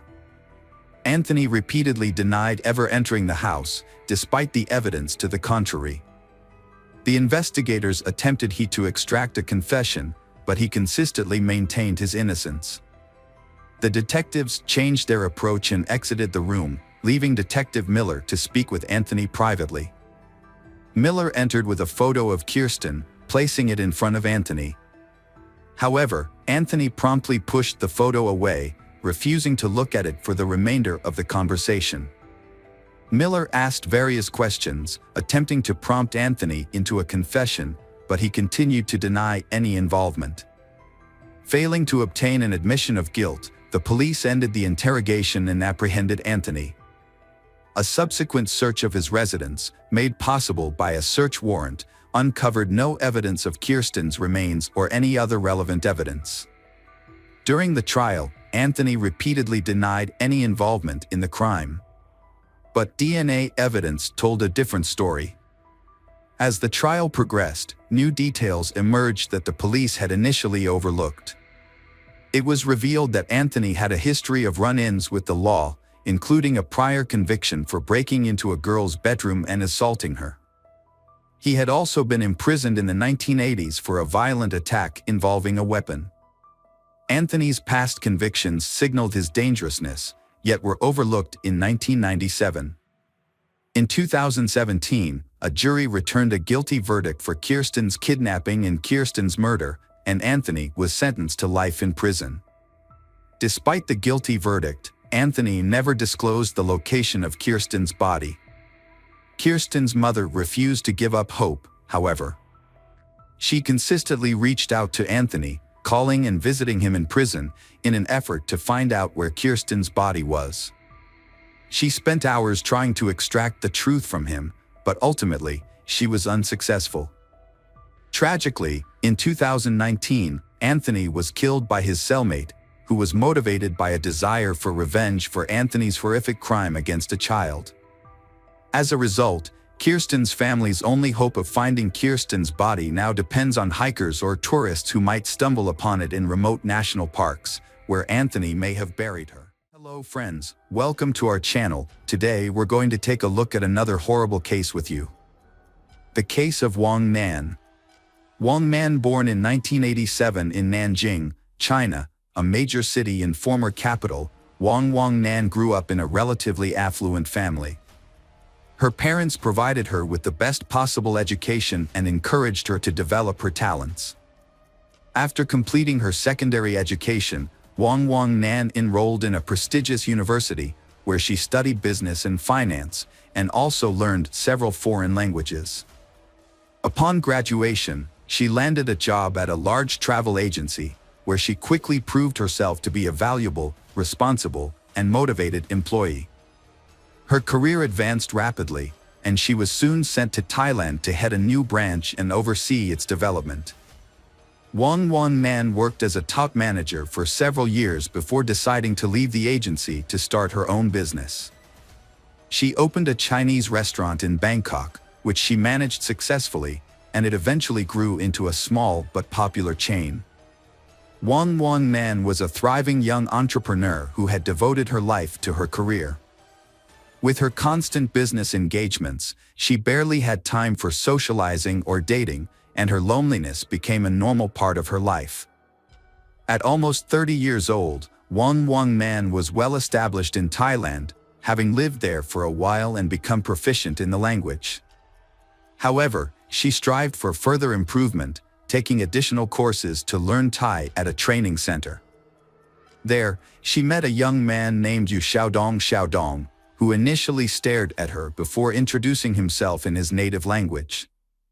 They exchanged brief conversations, and he inquired about her reason for studying the language.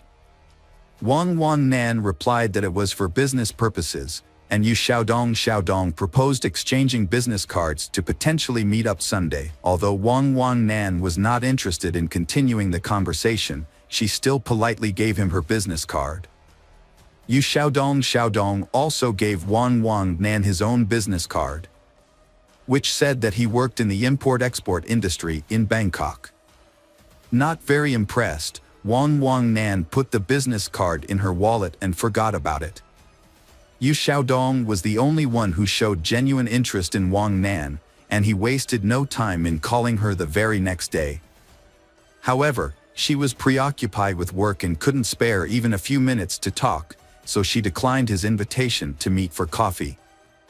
A few days later, Yu Xiaodong asked her out again, but Wang Nan turned him down once more, citing her busy schedule and preparations for an upcoming business conference where she hoped to expand her professional network. Undeterred, Yu Xiaodong showed up at the conference with a stunning bouquet of flowers and waited for Wang Nan to become available.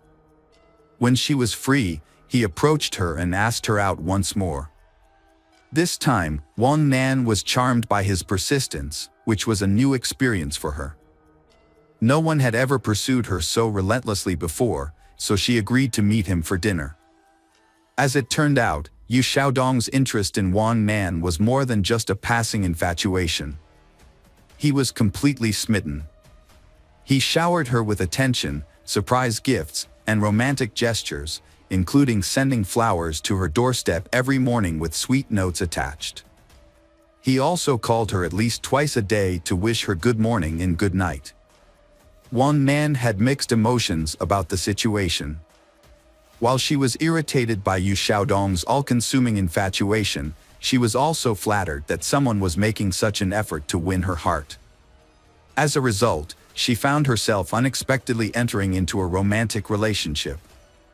Yu Xiaodong went out of his way to woo her, not only romantically but also by trying to be perfect in every aspect of their relationship. He shared her interests and opinions, learned to cook her favorite meals, and planned exciting activities for them to enjoy together. He was also eager to help her with her work and household chores at a moment's notice.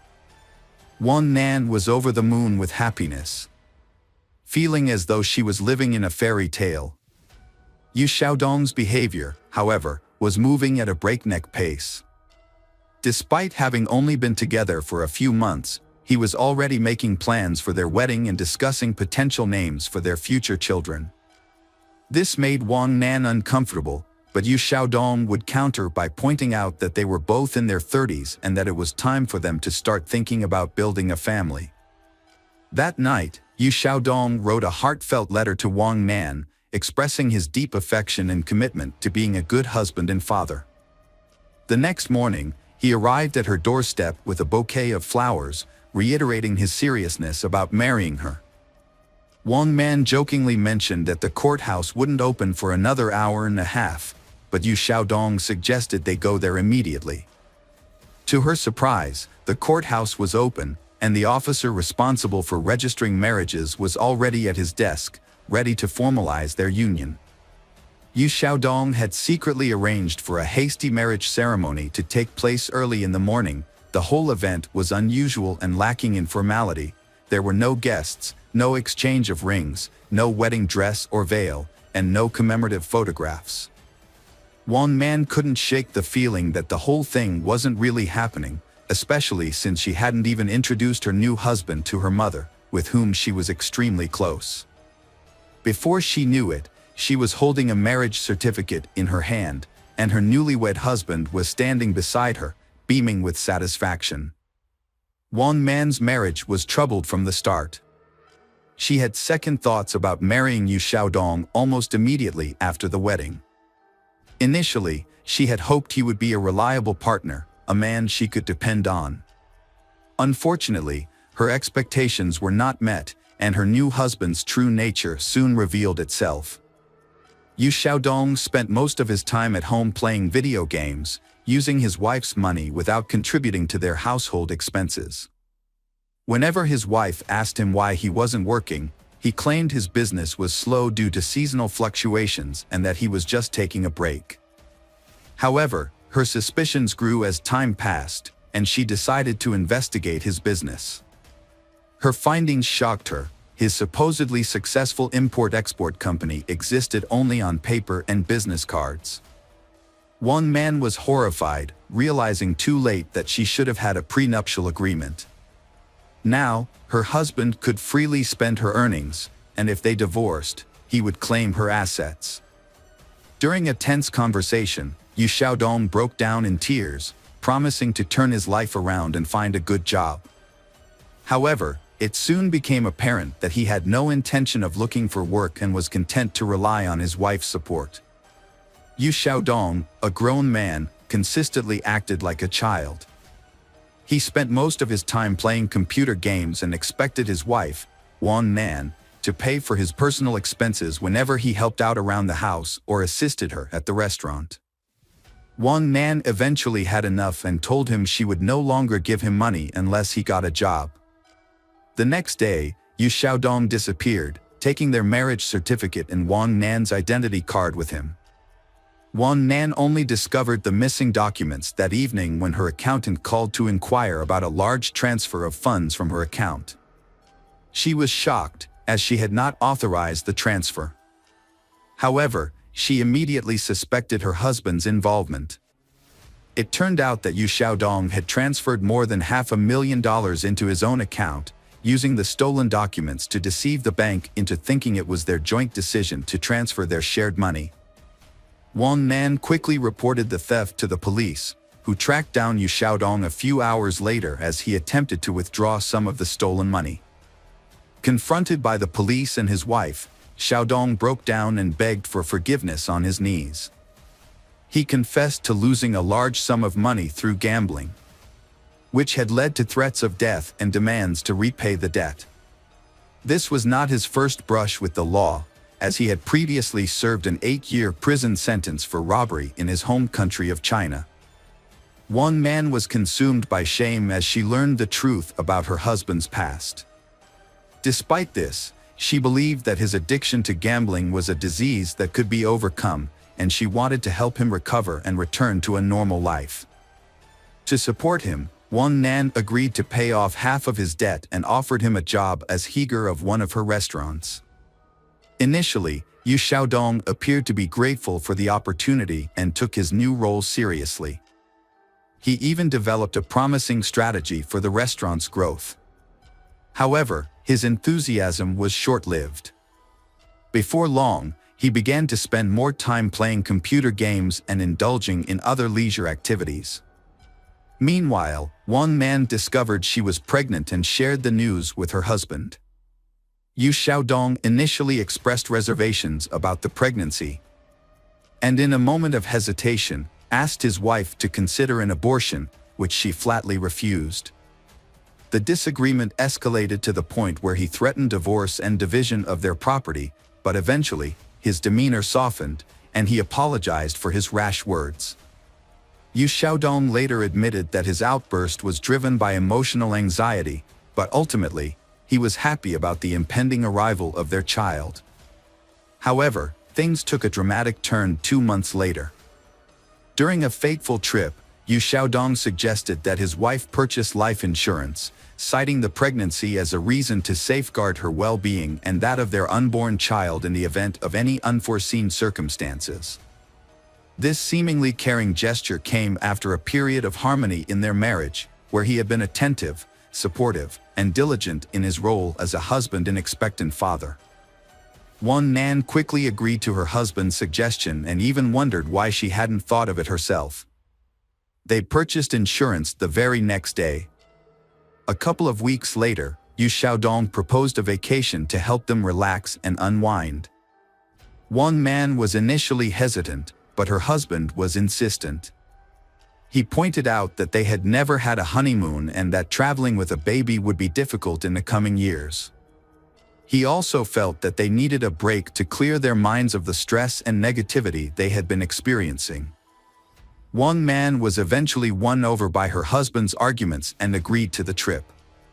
He took charge of planning the entire vacation, choosing the destination, booking the hotel, and organizing activities that would be enjoyable and educational, yet not too strenuous for Wang Nan's pregnant state.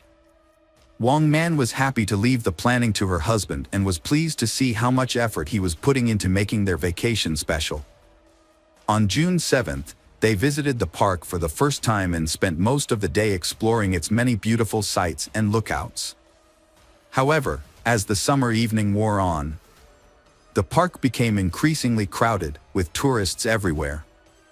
As the sun began to set, Wang Nan noticed that her husband, Yu Xiaodong, was growing angry and nervous.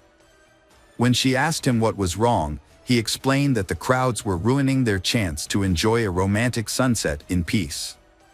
Despite his initial frustration, Yu Xiaodong tried to make the most of the situation, suggesting that they could still have a romantic moment as the sun set. As the park began to clear out, he climbed the fence of the observation deck and called out to his wife, Wan Nan, to join him, promising her an incredible view. However, Wang declined, citing the darkness and potential danger.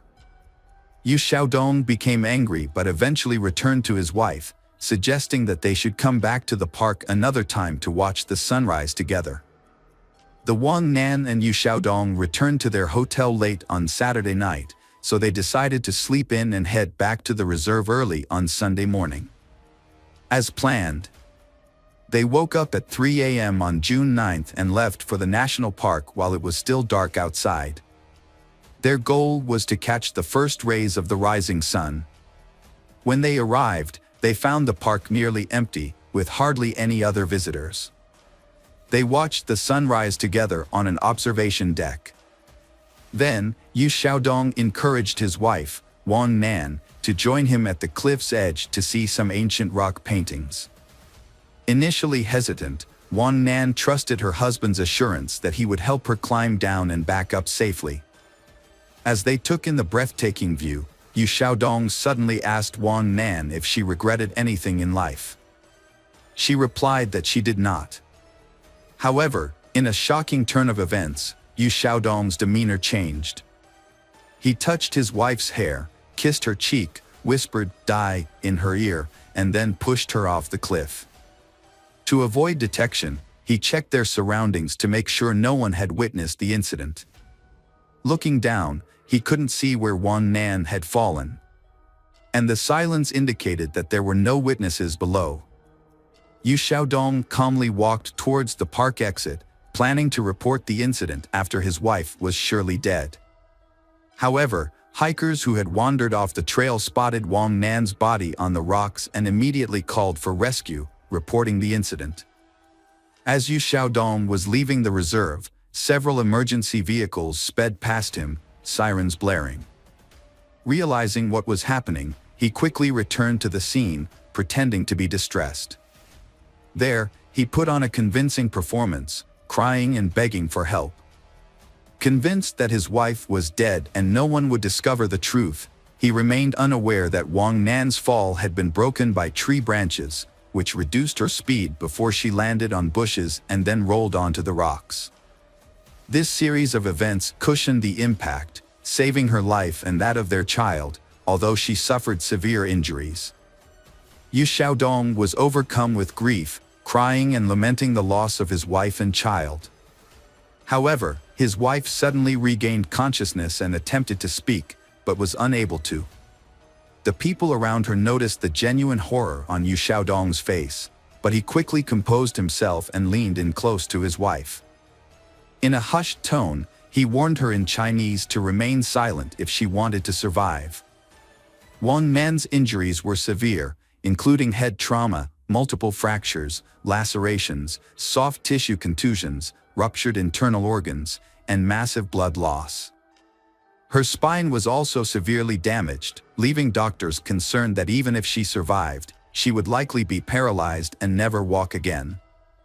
Wan Nan spent several days in a coma, connected to life support machines, during which time her husband remained by her side constantly.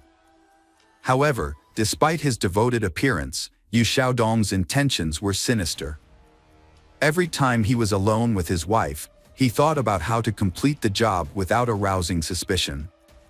His actions were a ruse, hiding his true intentions behind a mask of love and devotion that he examined the devices, but couldn't find a way to quietly disable them.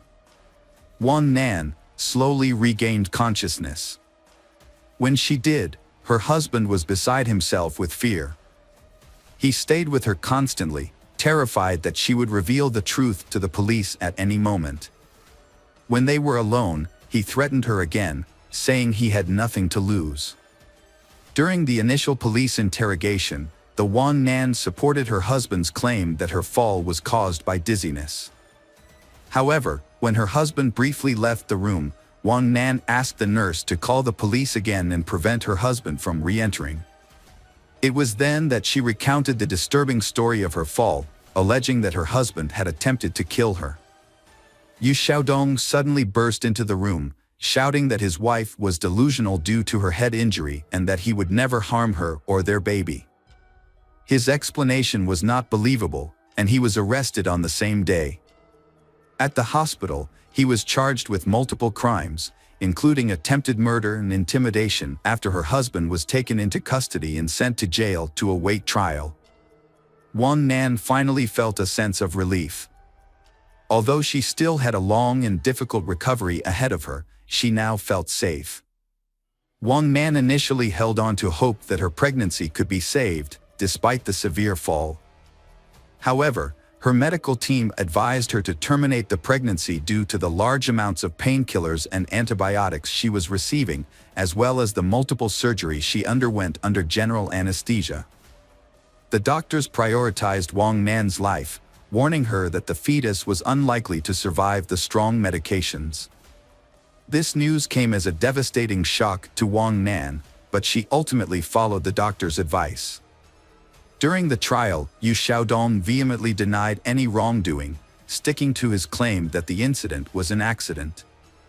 He remained calm and composed in prison, hiring skilled lawyers and expressing confidence that he would either be acquitted or receive a lenient sentence.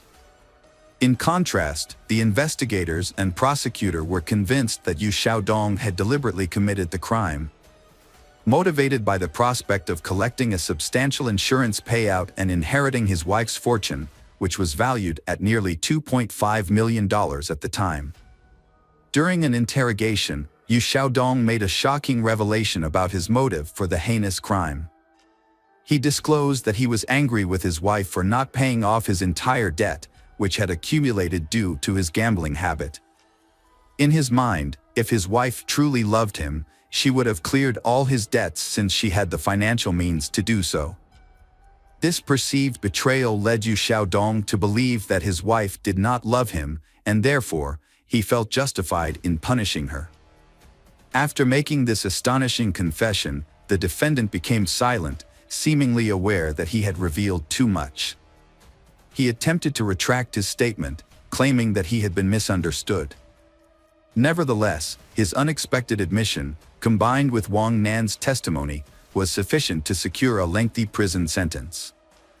In March 2021, Yu Xiaodong was found guilty and sentenced to life imprisonment. However, he and his lawyers filed multiple appeals, and 6 months later, the Thai court showed unusual leniency by reducing the life sentence to 10 years in prison. Wang Nan and her family were shocked and outraged by the lenient sentence given to Yu Xiaodong, believing it would set a bad precedent and encourage others to commit similar heinous crimes. Yu Xiaodong received a sentence of 10 years for attempting to murder his pregnant Wang Nan. As of now, Yu Xiaodong is serving her 10-year sentence while Wang Nan is challenging the court's decision. Meanwhile, Yu Xiaodong is filing appeals to prove her innocence. Wang Nan has successfully restarted her business in 2023 and also established an organization that provides support to women who have been affected by domestic violence. She writes about her personal experiences and warnings for women on her blog. Welcome back, detectives. Let's dive into another horrible case, the case of Brett Ryan. Brett Ryan grew up in Canada, in a large family with his parents, Bill and Susan. Bill works at the Toronto Star Daily newspaper and spends time on his many interests, including sports, yoga, and psychology, which help balance family life. In addition, his wife, Susan, is able to manage the household, take care of the children, and keep their Toronto home clean. Passers-by often stop to admire the family's beautiful and blooming garden. Although Susan loved her sons equally, but Brett seemed to be less criticized because he was generally well-behaved. Brett was very clever at getting out of difficult situations, which gave the impression that he was a good boy, although this was not always the case. Brett was extremely popular in school, with everyone wanting to be his friend or at least be able to greet him by name, just like his older brothers. After high school, Brett attended university, driven by a desire to surpass his brother's achievements. To earn extra money, he placed an ad in the local newspaper, offering to paint houses and fences for Toronto residents. At first, his business was quite successful and Brett felt proud, especially with his first income. His mother, Susan, was thrilled and often cited him as a role model for others. However, things took a turn when Brett dropped out of college to focus full-time on his paint business. Without a degree, he had to work full-time as a paint salesman, which deprived him of formal education and exposed him to paint fumes on a regular basis. For a while, Brett felt confident and superior to his brothers, but this soon changed. After a couple of years, his brothers, Christopher and Leland, graduated and landed jobs in their specialized fields. Christopher worked for the Toronto Transit Commission, and Leland became the family artist and designer. As they established their careers and moved out of their parents' home, Brett's power began to diminish significantly. To save money on rent, Brett continued to live with his parents and younger brother, who attended a school for gifted children. Brett's financial situation grew more dire over time. By 2007, when he turned 26, his debt had surged to more than $60,000. This burden led to depression, but despite his inner turmoil, Brett maintained a cheerful exterior, always willing to lend a helping hand and participate in volunteer work. His friends and acquaintances were unaware of the immense emotional pain he was hiding. Brett faced a severe situation on October 28, 2007. With winter approaching, he had no orders. Left with no other choice, Brett wore his oldest clothes, including a hat, a long sweater his brother had given him and a long scarf his mother had knitted. It was the first time he had worn the scarf, but it was finally coming in handy. He wrapped it around his face, leaving only a narrow slit for his eyes, and headed for the bank that was on the outskirts of his neighborhood. Brett stood in line at the bank, holding a thick folder and favoring his right foot as he waited his turn. When the bank employee called him forward, he approached her and spoke in a hushed tone.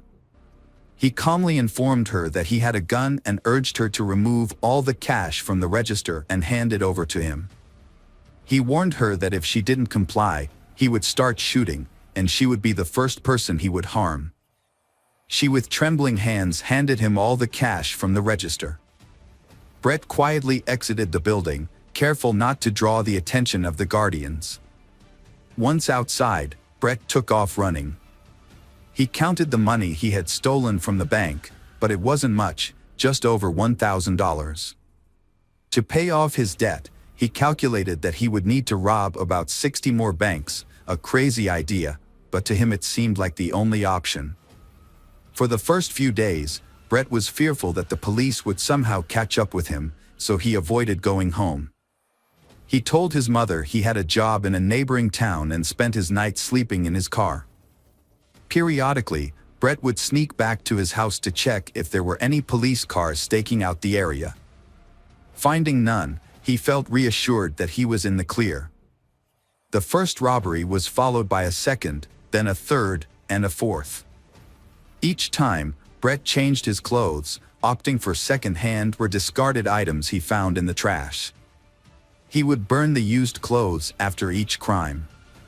Brett also bought a beard from a costume party store to further disguise himself. Brett committed a string of bank robberies in the Toronto area, and his distinctive beard made a lasting impression on the witnesses. His total intended theft across all instances never exceeded $3,000. Brett's luck ran out when police spotted his car on surveillance cameras and followed him home. They tracked his exact route, gathering details from various vehicles to prove his guilt. Further inquiries yielded little new information, so the authorities closely tracked a particular road in an attempt to shed light on the case. Their patience and hard work finally paid off. They found a potential lead. This person of interest, a bearded man, was found walking alone near a bank and was promptly detained by the officer for further investigation. Brett was under investigation for 7 months before being charged with robbery with a firearm, despite having a gun permit. Notably, he never actually carried a gun or any other weapon during the robberies. He didn't even bring a kitchen knife. Initially, he was charged with 19 counts, but after multiple appeals filed by him and his family, only 8 of those counts were upheld. Upon being given the opportunity to apply for parole, Brett submitted a petition. In it, he asked the authorities to consider the circumstances that led him to commit the crimes, including severe depression caused by 2 failed relationships and a significant amount of debt. He also reiterated that he had never intended to harm anyone during the robberies, as evidenced by his lack of weapons. His remarks were taken into account, but as a condition of his potential parole, he was required to undergo a session with a psychologist. The sessions had a positive impact on Brett. During his time in prison, he had lost touch with his family, but he took the initiative to reconnect with them. The positive changes in Brett were noticed by the commissioners, and on November 24, 2010, he was released from prison. However, the freedom he had fought so hard for turned out to be more challenging than he had anticipated. Prior to his career as a painter, Brett struggled with deep emotional pain that weighed heavily on him. He had previously been a bank robber and served time in prison, which damaged his reputation. As a result, no company would hire him, and even those who initially hired him for house painting services would cancel once they discovered his true identity. The neighbors, who once admired Susan's garden and visited frequently, now spread unpleasant rumors about the family. The Brett family quickly sold their house and relocated to Scarborough. Susan started a new garden, and Brett found a job with a trading company. Although the pay was low, his parents helped him financially to rebuild his life and continue his university education. Brett continued to see a psychologist, who consistently advised him to maintain a strong connection with his family. Brett's life took a turn for the better when he met Kristen Baxter in September 2011. Kristen was an amazing person who had her own apartment with a stunning sea view. She was also into sports, which helped her stay in shape. What Brett appreciated most about her was that she didn't care about his past. They enjoyed traveling together, including a trip to Australia. Brett's parents were thrilled to see their son in a happy relationship and were confident that Kristen would encourage him to reach his full potential. However, just when everything was going well, tragedy struck. Brett's father passed away, leaving him in shock and sending him into a depressive state. As a result, Brett started visiting his psychologist more frequently to cope with his emotions. Brett was juggling 2 responsibilities: supporting his mother financially and nurturing his relationship with Kristen. They were both young adults, eager to build a stronger and more significant relationship with each other. Brett fell deeply in love with Kristen and decided to carry out an important plan. He had some savings and, after discussing his plans with his mother, decided to propose to Kristen with a ring.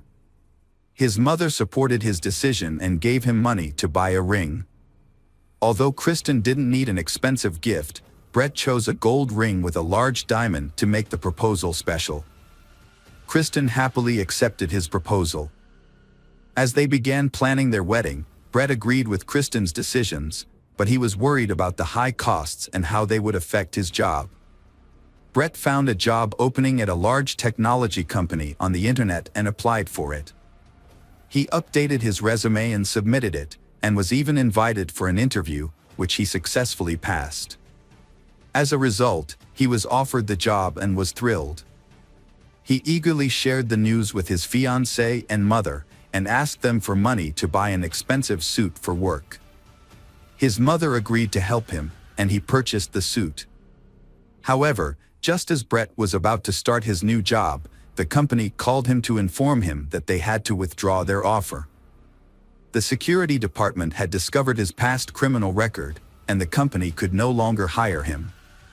This news was devastating for Brett, and his mood plummeted. He felt like giving up on his job search and education, wondering why he was wasting his time applying for jobs that he would never get due to his past mistakes. He decided that it would be better to use the money his mother and brothers had given him for something else. Brett had dropped out of university, but he didn't tell his family or his counselor. To maintain the illusion of success, Brett would wear a suit and tie, then change into casual clothes on the way to his job as a house painter. He would tell his relatives that he worked in an office. To further deceive his loved ones, Brett would post fake photos on social media, pretending to be at work or attending business events. He would also fake phone calls, making it seem like he was busy with work-related issues. Brett's family had no idea that he was hiding the truth about his life. As Brett's wedding to Kristen approached in September 2016, his deception reached new heights. He rented an expensive restaurant for the reception, which cost $100 per guest. His family was thrilled, believing that Brett had finally turned his life around with a prestigious job and a beautiful fiancée. However, Brett's deceptions became so overwhelming that he could no longer control his lies. Brett's wedding was just a month away, and he was struggling to cover the costs. He had been borrowing money from his mother, but when she could no longer help him, he pressured her to find a higher-paying job. Meanwhile, he was planning a bachelor party and had invited all his friends and brothers. Brett had a secret. He had been lying to his family for a year about working as an engineer for a technology company. When he finally confessed to his counselor, the counselor advised him to come clean to his mother. After much procrastination, Brett told his mother the truth, which devastated her. She bragged to everyone about her son's success. Brett's mother demanded that he tell his fiancée, Kristen, the truth, threatening to do so herself if he didn't. She also warned him that his brothers were aware of the situation and were on her side. However, Brett couldn't bring himself to confess to Kristen, despite knowing that the wedding was unlikely to happen due to his deception. With less than a month to go before the wedding, Brett remained silent, knowing that Kristen deserved to know the truth before it was too late. Brett was anxious about his mother revealing a potentially scandalous secret to his fiancée, Kristen. Every time her phone rang, he would tense up, holding his breath until he realized it wasn't his mother on the line, but rather one of Kristen's friends inquiring about her wedding plans. Eventually, Brett came up with a plan to silence his mother for good. As a convicted felon, Brett was prohibited from owning firearms. He decided to use a crossbow, a silent and deadly weapon, to carry out his plan. Interestingly, his late father had taught him how to shoot a crossbow at targets in their garden, a hobby that Brett had excelled at.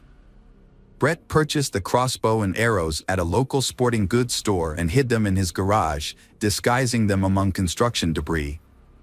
He also created a fake alibi by rigging his computer to automatically post pre-written comments on YouTube. He achieved this by attaching a spoon to a fan, which was connected to his computer.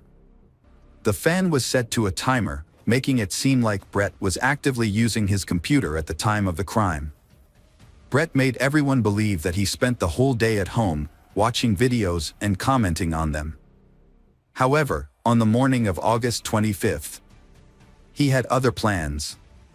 He put on disguising clothes that concealed his face, sneaked out of the house through the back door to avoid the security cameras, and took a train to his parents' house. He wants to eliminate anyone who might stand in the way of the peaceful life he and Kristen are building. When Brett arrived at his parents' house, his mother, Susan, was taken aback by his unexpected visit. She wasn't feeling well that day, but Brett persisted in persuading her not to reveal his plans to his future wife.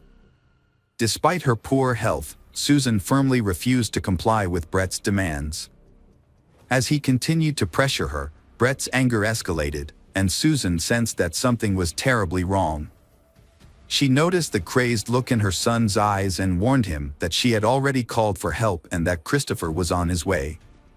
Brett's anger reached a boiling point. He rushed to the garage, grabbed a crossbow, but his rage and adrenaline surge made him unable to aim properly. Instead, he used the crossbow's butt to bludgeon his mother. To ensure she was dead, he tightened a rope around her neck. After covering her body with plastic bags, Brett loaded the crossbow with arrows, ready to face whoever was coming next. Brett's brother Christopher was lured into a trap by the suspect. As he entered the garage or the yard, Brett, who was hiding in the bushes, ambushed and shot Christopher in the neck. Christopher died shortly after the attack. Alexander, the youngest brother, was the next target. The suspect had also managed to lure him, but Alexander's outcome was different. Shot in the neck with an arrow, Alexander was critically injured but didn't die instantly. He screamed and cried for help as the attack took place. Throughout this violence, Leland remained asleep on the second floor, oblivious to the crime happening nearby and to the identity of the perpetrator, who was also a family member. It was Alexander's screams that startled Leland out of sleep, ran downstairs, and stumbled upon the horrific scene of his brother Brett trying to strangle Alexander. A fight broke out between Leland and Brett, and Leland ended up in control, forcing Brett to back down. Leland immediately fled to a neighbor's house and called the police. With no means of escape, Brett remained in the house, realizing too late that his actions had disastrous consequences. In a desperate attempt to make amends, he composed a text message to Kristen, pleading for her forgiveness. Upon arriving at the scene, police officers found Brett, covered in blood, sitting beside his critically injured brother Alexander, who would later succumb to his injuries in the hospital. Brett voluntarily surrendered to the authorities, requesting to be handcuffed and taken into custody. During his confession, he revealed the location of his mother's body, hidden beneath packages in the garage, and acknowledged that she was beyond help. Brett admitted at the police station during the trial that he had not intended to kill Susan, but rather to scare her. In contrast, he had planned to kill Christopher and Alexander, who were witnesses to the crime. If they had not been present, they would still be alive. Brett attempted to justify his actions by citing his struggles with depression, but this did not lead to a more lenient sentence. Despite Brett's cooperation with the investigation and his voluntary confession, the judge imposed 3 life sentences, 1 for each murder. Brett will be eligible for parole in 2041. Leland, the sole survivor of the incident, has refused to speak to reporters, but he is well known in Toronto as the one who narrowly escaped the carnage.